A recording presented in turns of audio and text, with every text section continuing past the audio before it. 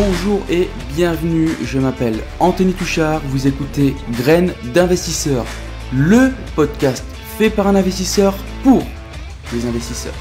Ici on parle d'immobilier, de développement personnel et d'entrepreneuriat. L'objectif de ce podcast est de vous donner des clés, des conseils et pourquoi pas vous aider à entreprendre le changement de votre vie. Alors installez-vous confortablement, je vous souhaite une bonne écoute, c'est parti.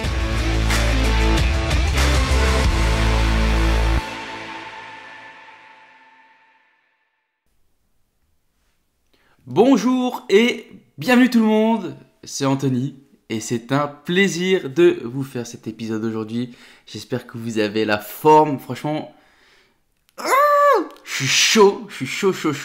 Et tu sais pourquoi je suis chaud? Je suis chaud parce que tu peux remercier les impôts, ils m'ont mis deux grosses claques là, tu vois. Ils m'ont mis deux grosses claques et ça m'a bien réveillé. Et ouais les gars, ça y est, j'ai dû payer la taxe foncière. Hein. Ouais, ça fait mal. Franchement, ça fait mal. Bon, on va y revenir. Et j'espère que vous avez la forme, que vous avez passé un bon début de semaine et une bonne fin de semaine dernière. Qu'est-ce qu'on peut dire d'autre? Franchement, il n'y a pas grand-chose.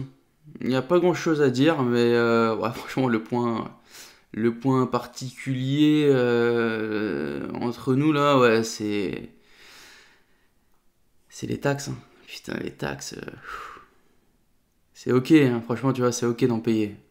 Mais, alors, tu sais, en plus, moi, j'ai un petit côté sado, tu vois. Genre, je suis pas mensualisé. Je préfère avoir, tu sais, j'ai envie de me prendre le tsunami, tu sais, au mois de novembre, décembre. J'aime bien me prendre le tsunami, où je reçois tout. À partir de septembre, c'est le jackpot. À partir de septembre, tu sais, tu reçois toutes tes taxes, tout. Et tu te prends des gifles, mon gars, mais de tous les côtés. T'as l'impression à chaque fois d'embrasser le train. Tout le temps, putain. Et puis ouais, ça a commencé septembre. Septembre, je m'attendais à ne pas avoir de taxe d'habitation à payer.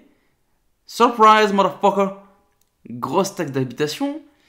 Plus, c'est un scandale, c'est cette taxe audiovisuelle. Là. Putain, j'ai une télé à la maison. Je ne regarde absolument pas la télé. Et ça me saoule de payer cette merde. Mais vu que j'ai une télé, c'est mort, tu payes. Bref. Et puis bah il y a eu, j'ai eu les impôts sur salaire. Bon, ça fait mal aussi. Et puis bah là, tu vois, j'ai acheté un dernier bien là, il y a un peu plus d'un an. Et en fait, le temps que ça se fasse le switch administratif, la taxe foncière a tardé. Du coup, tu sais, moi j'aime bien, je paye tout d'un coup. J'aime pas payer un truc par-ci, un truc par-là.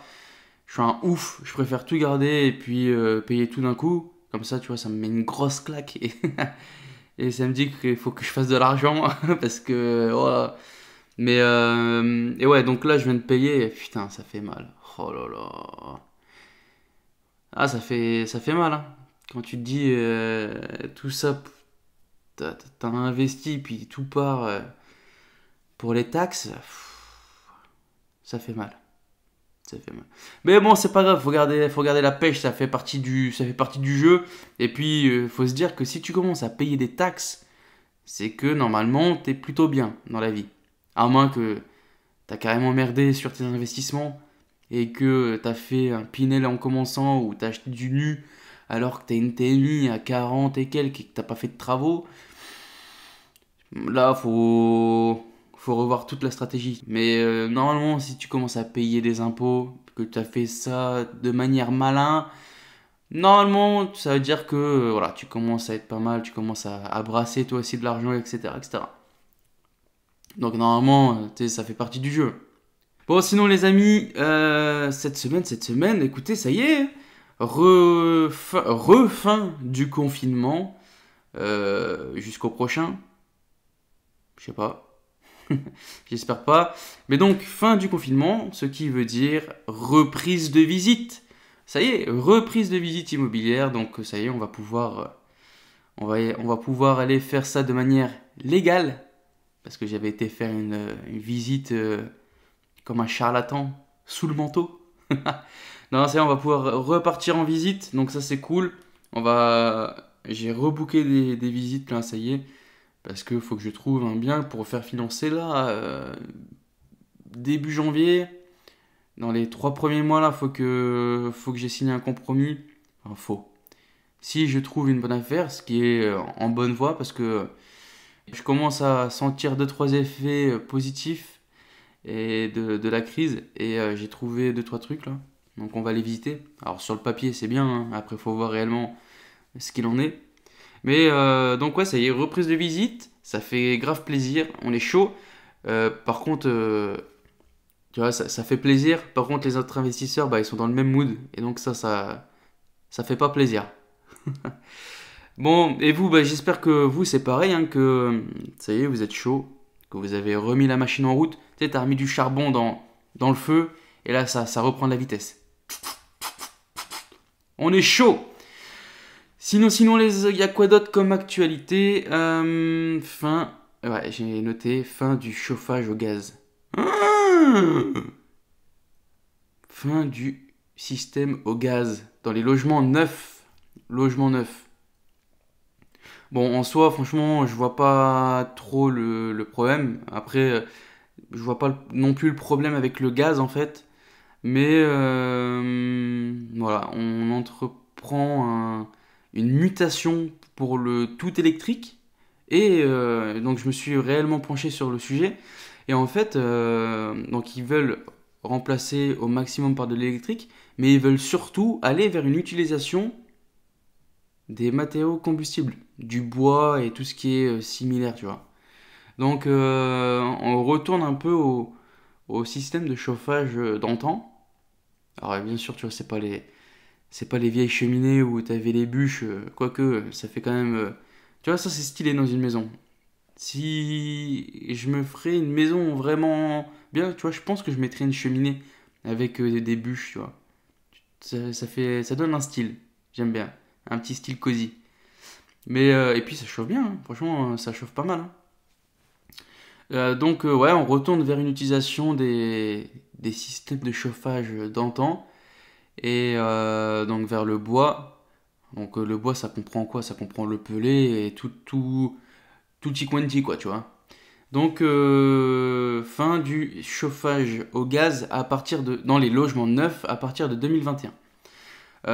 Également, selon Capital, explosion du nombre d'expulsions en 2021. Tu vois, les mecs, c'est des médiums. Et ils se sont dit, ok, bon, la fin du confinement, les gars, c'est au mois de décembre. Ce qui nous fait qu'il nous reste un mois. Il nous reste un mois et ça y est. On entreprend le scandale. Un truc de fou. Explosion du nombre d'expulsions en 2021. Bon, selon Capital, je vais vous lire un peu ça. Alors, il y a certains... Alors, tu vois, en fait, en gros, je t'extrapole l'article, mais en gros, on avait le premier confinement bon, qui avait porté un coup de massue pour la plupart des ménages qui sont restés en chômage partiel. Et puis il faut savoir qu'il y a des gens qui n'ont pas eu d'aide, etc. Tu vois. J'ai des amis qui n'ont pas eu d'aide, tu vois. Ils ont vécu sur leur denier perso.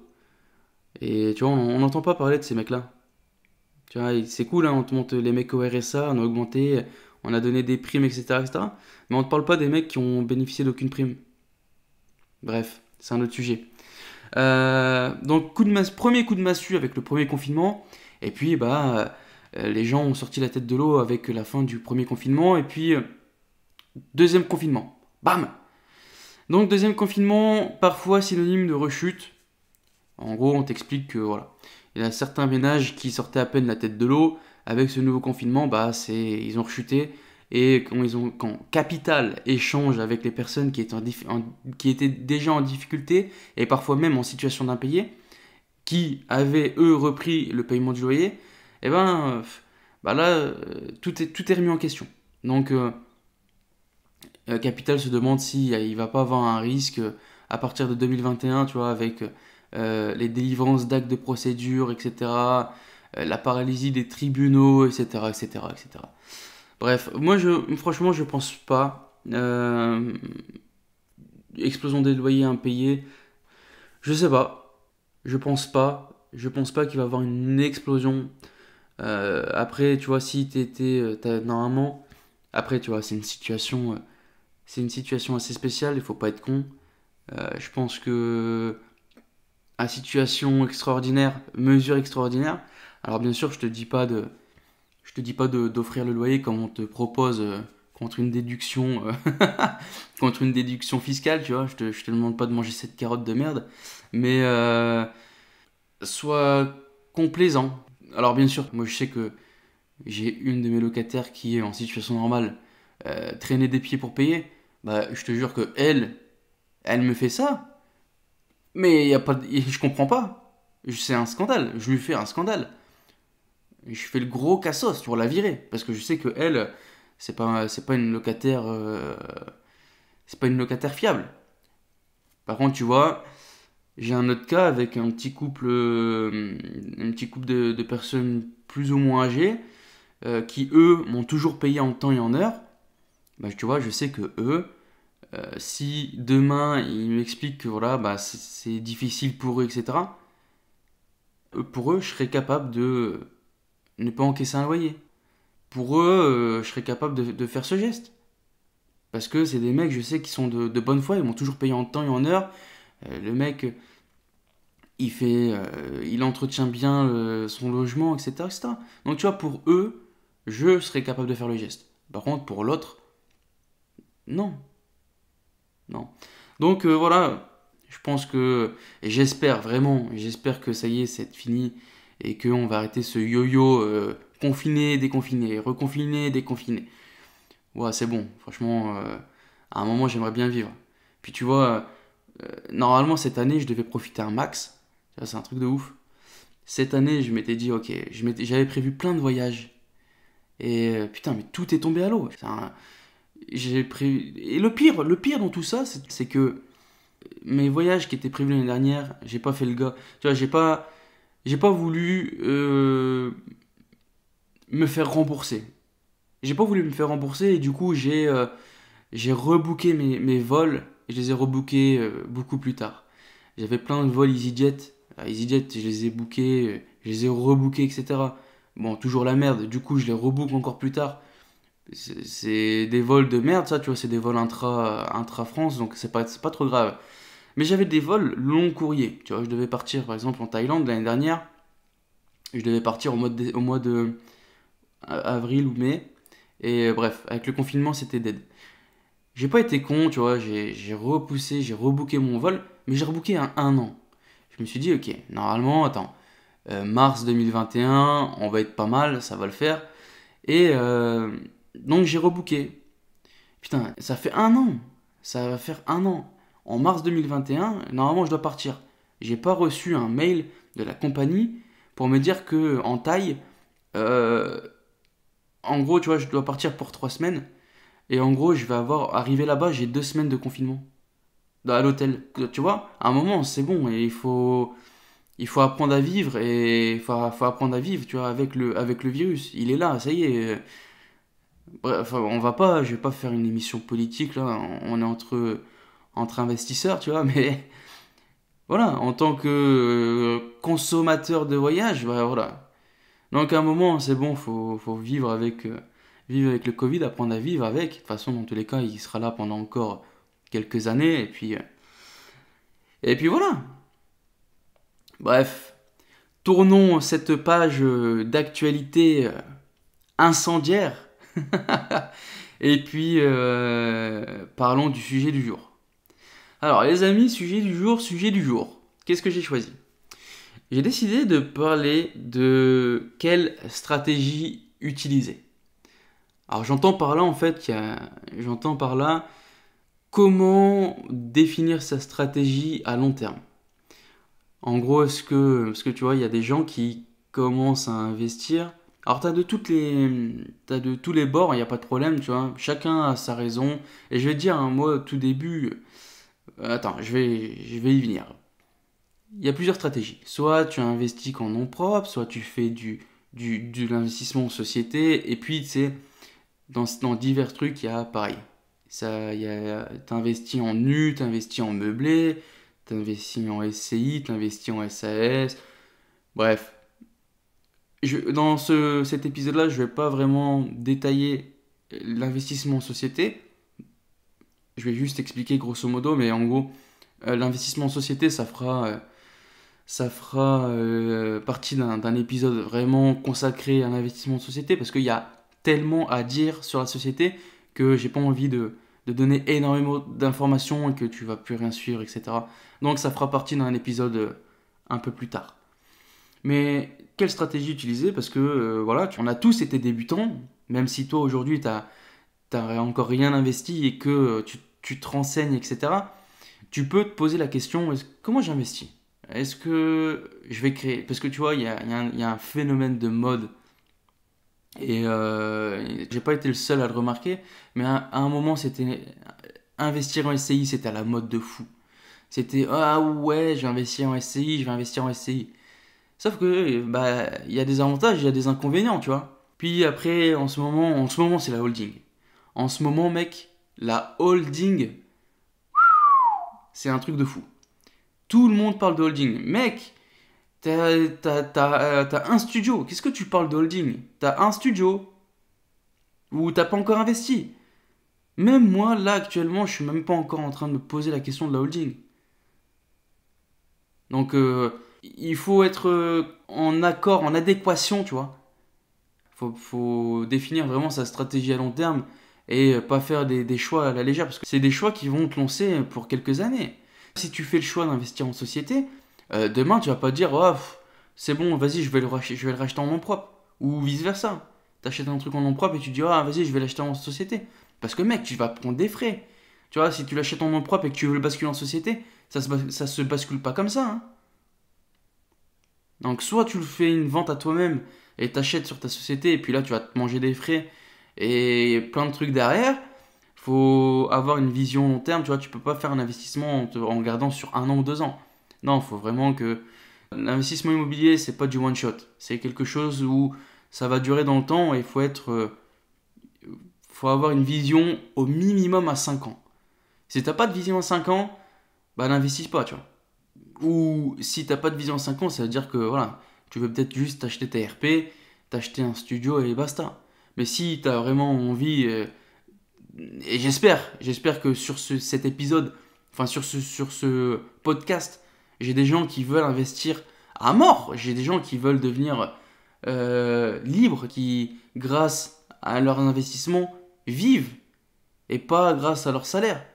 Moi j'espère que c'est ces gens-là qui m'écoutent.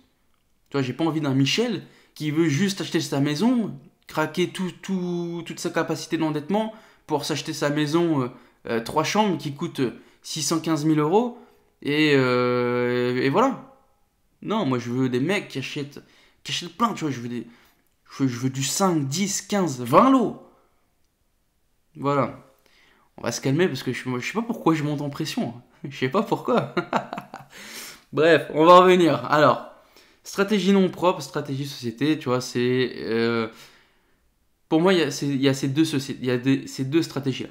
Alors, je te parle vraiment en tant qu'investisseur, acheteur, d'accord? Si tu fais de la sous-location et compagnie, tout ça, je m'en fous. Moi, je te parle vraiment en tant qu'investisseur immobilier. T'investis, tu mets de l'argent. Donc, tu as deux stratégies. Soit tu investis en nom propre, soit tu investis en société. Pour moi, je pense que le plus intelligent, c'est d'utiliser la stratégie non propre pour commencer. Je vais te dire un truc tout bête, c'est tout bête, mais pourquoi se priver de cette stratégie en non propre en sachant que euh, il y a des avantages que tu n'auras pas dans la société. Par exemple, tu vois, si en stratégie non propre, tu as deux choix, soit tu investis en nu, soit tu investis en meublé. Si tu investis en nu, il y a un truc qui est cool, tu vois, avec le nu, c'est le déficit foncier. Si t'es malin, si t'es malin, tu fais des travaux. Alors bien sûr, les travaux déductibles, d'accord? Mais tu fais pas tous tes travaux d'un coup. Tu les fais par fourchette. Tu les fais par fourchette parce que chaque année, en fait, en fonction des travaux que tu vas faire, tu vas pouvoir déduire un certain montant. Je l'ai plus exactement en tête, mais c'est dans les 10 700 ou quelque chose comme ça. Et si tu es malin, en fait, tu vois, tu vas payer des impôts. Moi, je paye des impôts, tu vois, et si... Alors, tu vois, je te donne ce conseil, je le fais même pas moi, hein. Mais c'est quelque chose que je suis en train de me tourner vraiment dessus parce que je commence à payer pas mal. Et je me dis que grâce à ça, je peux réduire mes impôts tous les ans. J'achète une maison à rénover, que je vais louer en nu, et je vais faire des travaux par palier. Tu vois, tous les ans, je vais faire X travaux, et tous les ans, en fait, je vais venir déduire de mes impôts quand je vais faire ma déclaration, et hop, je vais venir déduire à chaque fois 10 000 et quelques euros. Et donc, automatiquement, ça me fait baisser mes impôts, tu vois. Donc, première stratégie. Deuxième stratégie, alors dans le nu, il y a encore d'autres avantages, hein, d'accord, mais c'est le plus gros. Et deuxième stratégie, c'est la stratégie du meublé. Et tu peux faire les deux, hein. Tu peux investir en nu, tu peux investir en meublé. La stratégie du meublé, c'est une putain de stratégie. Alors, ça commence à ne plus être aussi bien qu'avant, certes, mais c'est toujours un bon véhicule fiscal, tu vois, le LMNP. Le LMNP, pour rappel, c'est loueur meublé non professionnel, c'est toujours un bon véhicule fiscal. Il est certes moins bon et il sera certes moins bon dans le futur, je pense, mais c'est toujours mieux que rien, tu vois. Donc c'est déjà ça. LMNP, 23 000 euros. Dis-toi, tu peux aller jusque 23 000 euros ou t'es l'équivalent de tes salaires. Et là, tu bénéficies énormément de choses. Et il y a énormément d'avantages. Le LMNP, ça te permet de bénéficier quand même de la plus-value des particuliers. C'est-à-dire, tu vois, c'est simple, hein. Tu arrives à amortir ton bien. Déjà, juste ça, tu vois. Tu achètes un bien et gracieusement, tu vois, c'est quand même gracieusement, on t'offre l'amortissement de ton bien. C'est-à-dire que ton bien, il coûte 100 000. Alors, on te l'amortit à peu près 80%, tu vois, il y a 20% du terrain il n'existe pas. Parce que le terrain, normalement, ça se déprécie pas. Mais en gros, on te dit, voilà, t'achètes ta maison, tu la mets en location meublée, et on te dit que bah, tous les ans, t'as X% de ta maison qui se dégrade, parce que tu l'utilises, etc. Elle est louée, elle est utilisée, et ta maison se dégrade. Et donc, on vient te retirer une certaine somme tous les ans, gratuitement. Tu sais, t'as pas fait d'investissement en plus, mais tous les ans, on te dit, ok, bon, bah, tu peux retirer, je te dis une bêtise, hein, mais tu peux retirer 4 000 euros de tes revenus. C'est-à-dire, imaginons que tu fais 10 000 euros à l'année. Alors, c'est grossi, hein, ce que je te dis, vraiment, hein. Mais imaginons que tu gagnes 10 000 euros de loyer à l'année. Eh ben, on va te dire, ok, bah, l'amortissement de ton bien, bah, tu déduis 4 000 euros. Donc, t'es plus imposé sur 10 000, mais sur 6 000. Et puis, il te reste toutes tes autres déductions à faire, tu vois. Et donc, vraiment, si t'es malin, tu vois, c'est pour ça que je te dis, forme-toi. Mais si t'es malin, normalement, tu peux vivre. Bah, pas vivre, mais si t'es malin, tu ne payes pas de loyer, d'imposition pendant X années. Donc, en gros, ce qu'on te donne, les loyers, déduits de toutes tes charges, tous tes impôts, etc., c'est dans ta poche. Donc, si tu fais un bon investissement, déjà de 1, tu capitalises, tu prépares une plus-value latente normalement, et de 3, tu as du cash flow. Et le cash flow, c'est dans ta poche. Donc si tu es malin, comme je pense que tu l'es, ton cash flow, tu l'utilises pas pour acheter une télé ou une voiture. Non, tu l'investis. Et lui aussi va faire des petits, etc. Ça. Mais ça sera le sujet d'un autre podcast. Et donc voilà, nom propre. Donc tu vois, en nom propre, il y a quand même pas mal d'avantages aussi. Et moi, vraiment, c'est cette stratégie-là que j'ai utilisée. C'est en fait, j'ai commencé en LMNP. j'ai commencé en LMNP. Tu vois, j'ai été. Alors, au début, j'étais à full 23 000 euros. Puis j'ai réussi à trouver un taf où j'ai gagné plus. Du coup, bah, automatiquement, je peux aller un peu plus haut dans mes investissements, etc. Et tu vois, là, je commence à être plafonné par rapport à mes salaires. Et tu vois, par contre, l'effet qui se coule de ça, c'est que je suis un peu bloqué maintenant, tu vois. Parce que, en gros, j'ai un bon salaire, donc j'ai capé mes revenus locatifs sur ce salaire. Et le problème, c'est que maintenant, si demain je quitte mon boulot, et que derrière je retrouve pas un taf qui gagne autant ou plus, je vais passer LMNP et je vais passer LMP, loueur meublé professionnel. Alors il y a des avantages et des inconvénients. Perso, j'ai pas envie de passer LMP, donc je suis un peu bloqué, tu vois. Donc là, en fait, tu vois, c'est l'effet pervers de ça, c'est que, ok, j'ai des gros, j'ai des, un bon salaire et du coup des revenus locatifs équivalents à mon salaire. Sauf que maintenant, je suis un peu pris au piège dans mon propre piège. Je me suis pris dans mon propre piège, tu vois. J'ai profité du truc, j'ai été au max, c'est cool. Par contre, demain, si je veux quitter mon taf, je bascule LMP. Parce que je suis au-dessus des 23 000 euros. Donc, tu vois, stratégie non propre, c'est cool, il faut l'utiliser. Mais à un moment, en fait, tu vas te retrouver bloqué. Alors, bien sûr, il y a le choix, hein. Tu peux passer LMP. En soi, c'est pas un mauvais choix, hein. Si tu fais ça de manière intelligente, le LMP, c'est pas un frein. Il y a des avantages et des inconvénients, certes. Comme dans tout dispositif fiscal. Donc il faut, en fonction de ta situation, tu prends le pour, tu prends le contre, et tu regardes c'est quoi qui pèse le plus. Est-ce que c'est plus le pour, ou est-ce que c'est plus le contre, et tu fais tes choix. Moi, pour l'instant, je sais que je vois je vois plus un impact négatif qu'un impact positif. Donc c'est pour ça que, tu vois, j'ai commencé en nom propre, et puis petit à petit, je suis en train de me diversifier maintenant en société. Quand j'ai commencé, tu vois, quand j'ai commencé à me former, c'était la mode de la SCI. Et directement, j'ai voulu investir en société. Direct. J'ai voulu investir en société, je me suis dit, ouais, vas-y, je vais monter une SCI. Et tu sais, ça fait stylé un peu. Tu te dis, ouais, yeah man, j'ai créé une société, j'achète de l'immobilier, nanana. Bullshit. Je te le dis, bullshit total.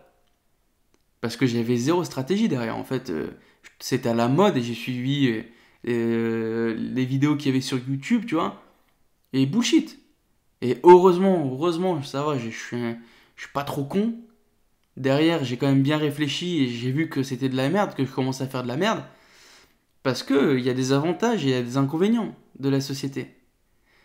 Et le premier inconvénient, tu vois, qu'on ne te dit pas, c'est que si tu veux vraiment dégager du cash flow, si tu veux vraiment dégager de l'argent tous les mois et que tu peux utiliser, la société, c'est clairement pas le véhicule à utiliser. Parce qu'on te présente, on dit ouais, société, c'est cool, tu payes pas d'impôts, nanana, nanana. Sauf que derrière, on ne te dit pas, c'est que si ta société est en déficit, certes, au final, tu gagnes de l'argent, mais cet argent-là, tu peux pas le retirer. Donc, pour une personne qui a besoin de cet argent là maintenant, c'est mort dans le game. C'est mort dans le game. L'argent, tu le retires pas. Tu vas devoir attendre d'être en positif, c'est-à-dire que tu vas devoir commencer à payer des impôts, et une fois que tu vas commencer à payer des impôts, là tu vas pouvoir retirer de l'argent. Et maintenant, tu te prends la deuxième gifle. C'est que, ok, ta société est en positif, tu peux retirer de l'argent, mais par contre, ce qu'on ne te dit pas, c'est que tu vas te manger. Imaginons, tu prends, il y a 1000 euros que tu dois retirer, sur les 1000 euros, tu vas te prendre la flat tax. Bam 30%. Tu vois, tu as déjà payé 15%, ta société, elle a déjà payé 15% d'impôts, et puis derrière, toi, tu veux vivre, tu veux utiliser cet argent, tu vois, tu veux vivre, et on te dit, ok, je te les donne, mais tu me donnes 30%. Bah voilà. Et tu vois, la société, la SCI ou SAS, hein, peu importe, ou SARL, enfin, tu vois, la société, il y a plein, tu peux acheter de l'immobilier dans plusieurs types de sociétés. C'est avec ses avantages et ses inconvénients. Mais voilà, si tu veux, alors bien sûr, il y a des stratégies. C'est des stratégies que, bah, malheureusement, je les mettrai pas sur ce podcast. Mais il y a des stratégies pour retirer. Et il s'avère que, pour en revenir sur la holding, eh ben, c'est quand tu commences vraiment à avoir quelques sociétés, et je te parle pas que des sociétés immobilières, hein. Tu vois, pour mettre vraiment en place une bonne stratégie avec une holding, il te faut des sociétés commerciales, etc. Donc il faut que tu commences vraiment à brasser de l'argent avant de penser à une holding, etc.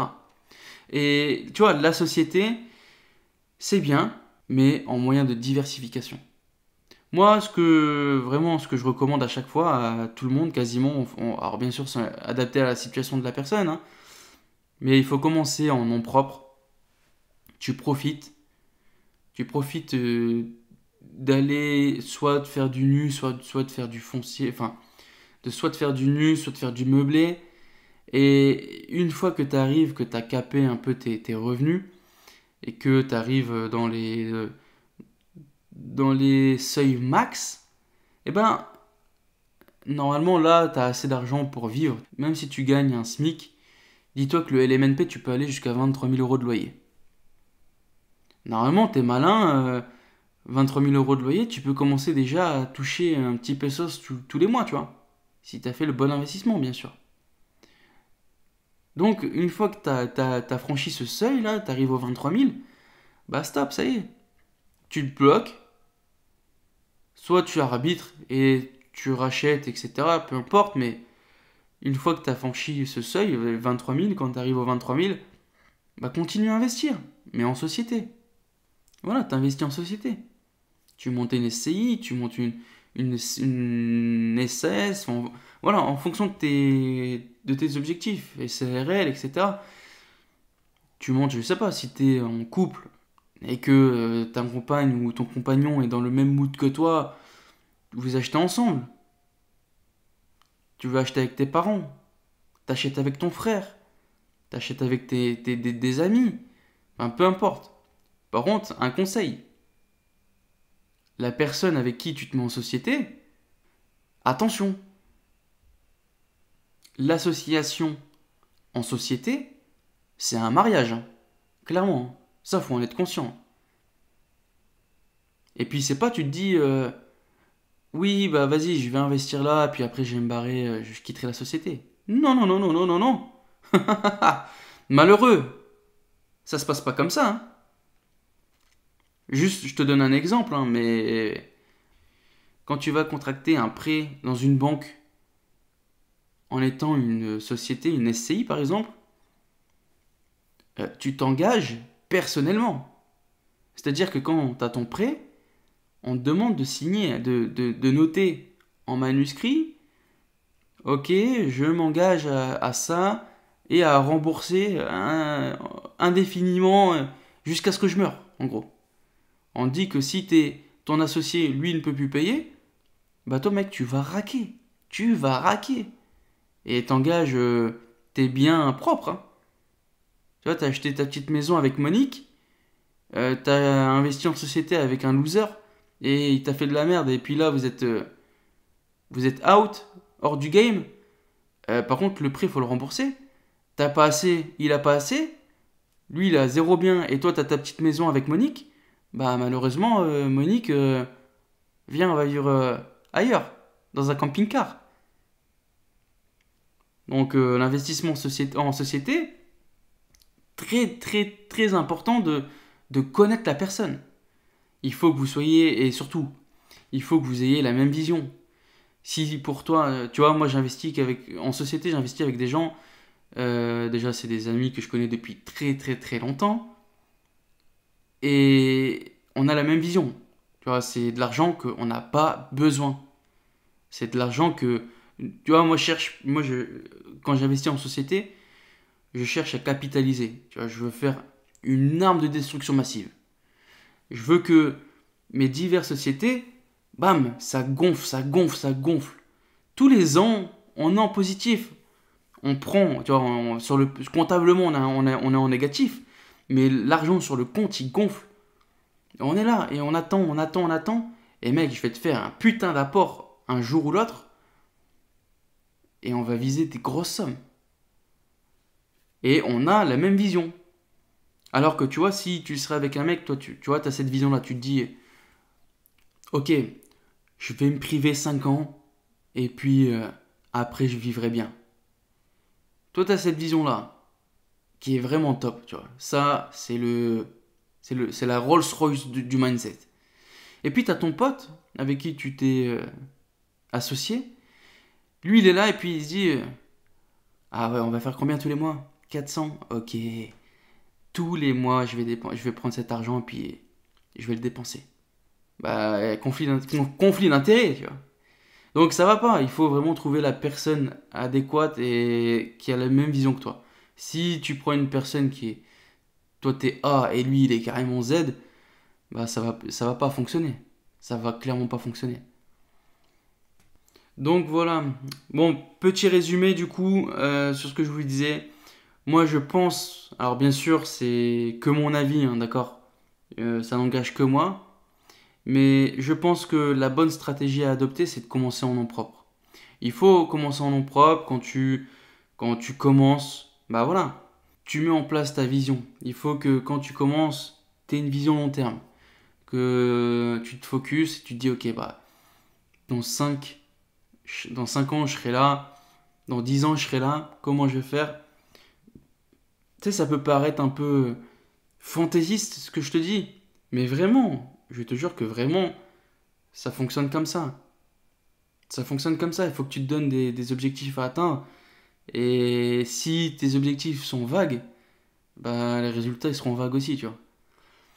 Donc c'est vraiment important d'avoir cette vision à long terme parce que ça va driver un peu tous tes investissements. Et il va falloir que tu respectes un peu ton, ton objectif que tu t'es mis en place. Ou pour aller plus haut. Mais tu vas pas. Je sais pas, imaginons, je te dis dans 5 ans, tu me dis, ok, je veux 1000 euros par mois qui tombent tout seul. Bah, tu vas pas réduire tes objectifs pour les mettre à 300 balles, tu vois. Que tu augmentes. C'est 1000 euros ou plus. C'est pas moins. Donc voilà, il faut vraiment que tu mettes en place une stratégie à long terme et tu divises ce gros objectif en plein de petits objectifs. Tu dis, ok, bah, je sais pas, par exemple, ok, bah, je vais commencer en LMNP, je gagne 1500, bah, je vais aller jusqu'au plafond des 23 000 euros du LMNP, et puis à partir du LMNP, bah, je ferai peut-être un peu de nu, ou bah, voilà, je vais aller au plafond des 23 000 euros, puis je vais investir avec un tel en société, et je me dis que voilà, cet argent, pendant 5 ans, on n'y touche pas, il gonfle de côté, et puis ça va nous permettre de réinvestir dans une autre société, etc. etc. Enfin, il peut avoir plein de stratégies. Je fais écho sur un autre épisode que je vous ai fait, par exemple en nom propre. La plus grosse, pour moi, hein, la plus grosse niche fiscale qui existe, c'est la RP. Bah, la RP, il y a quelque chose à faire aussi.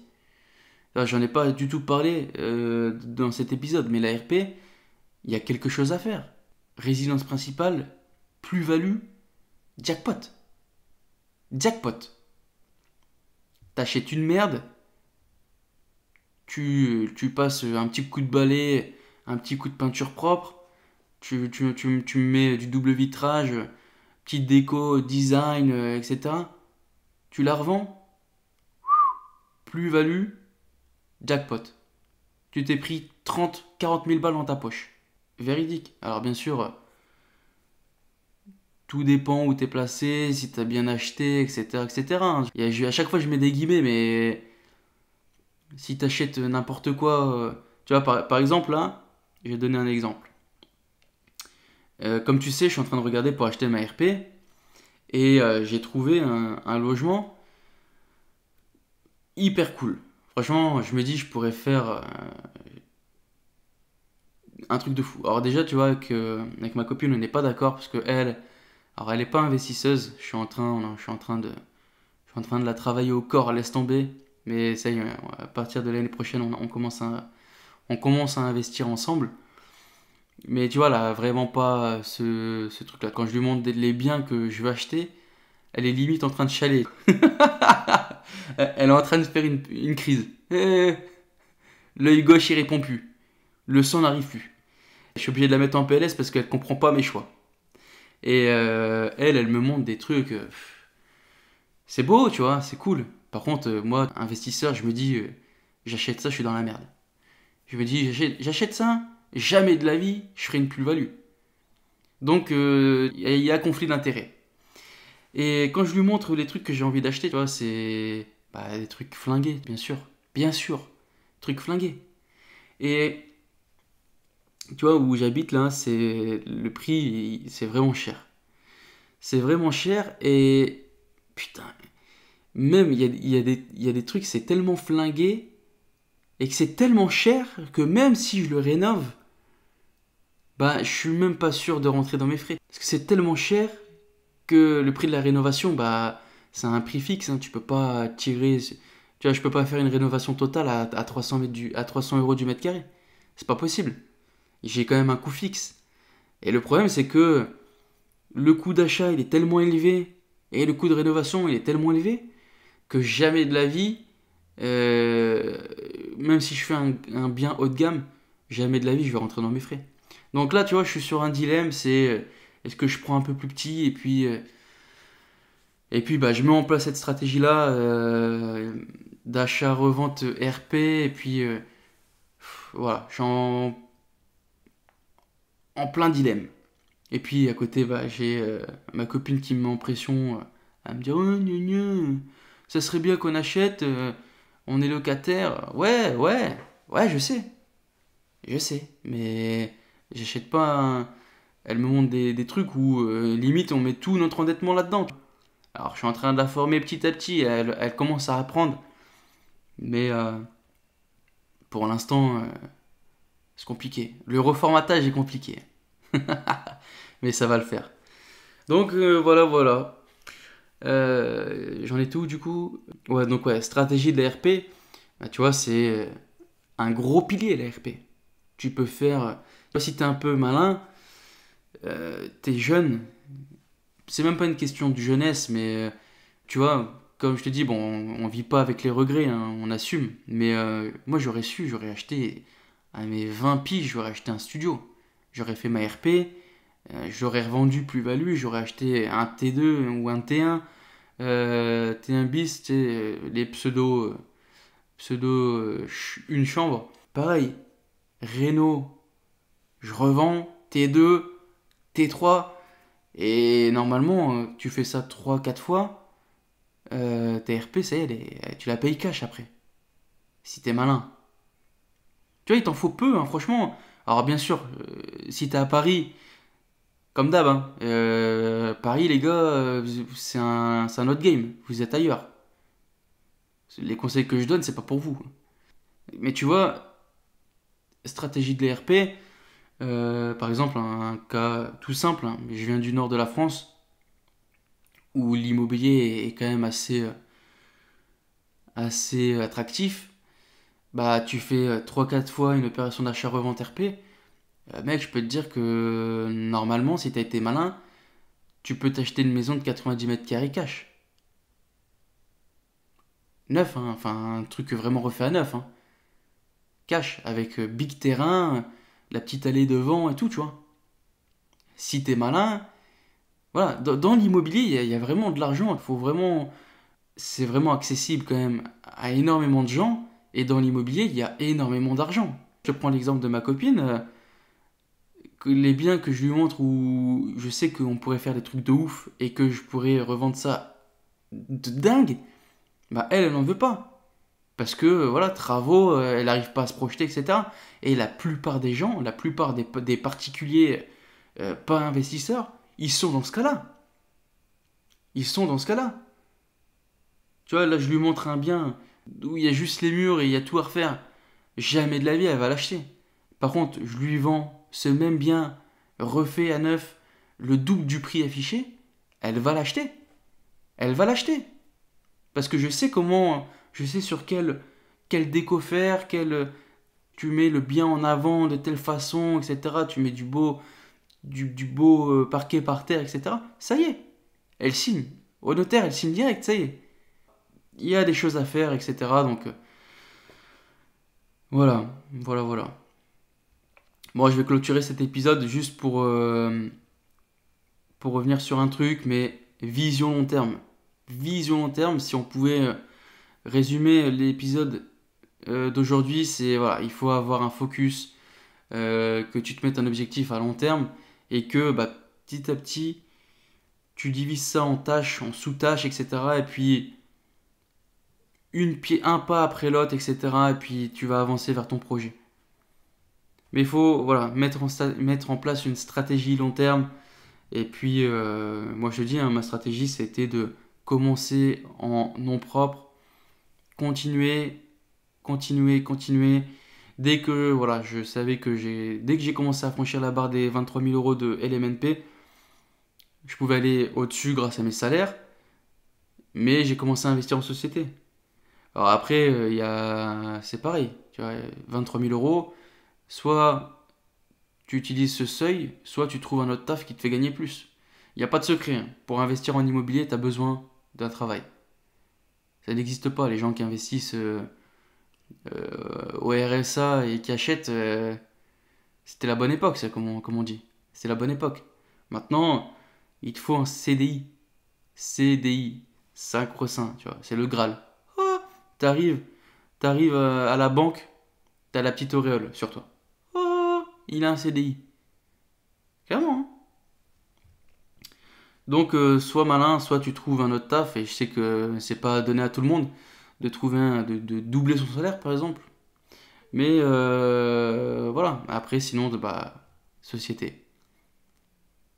Ou sinon, si t'es un ouf, tu te mets, à monter une société en ligne. Tu fais de l'achat-revente, je sais pas, sur eBay, je sais pas. Enfin bref.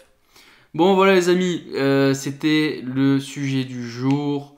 Bon, ça a été un petit peu n'importe quoi. Bon, j'ai quand même répondu au sujet normalement. Stratégie long terme, si on devait résumer cet épisode. Voilà les amis. Qu'est-ce que je peux dire? Merci beaucoup pour les retours que j'ai.